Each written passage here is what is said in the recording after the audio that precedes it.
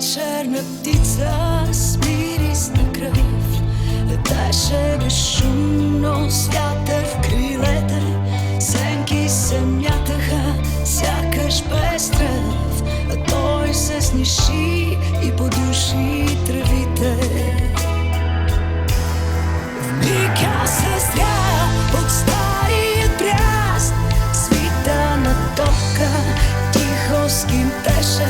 С кон или два пред нея се спря, от болка и гняв кръвта му гореше. Опия се с тяло, опри за кръвта, тя негова беше смътница вечна.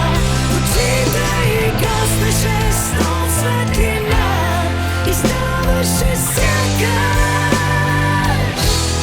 все по-далечна.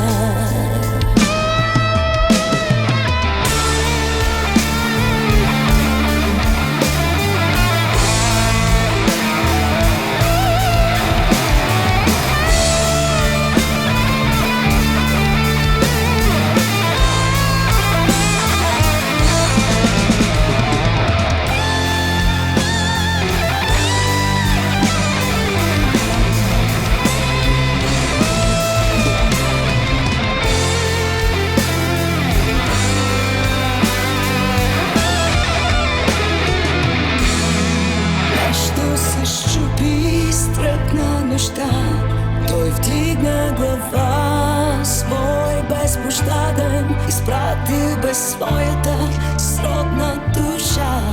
Поел ме с тях дъха и последния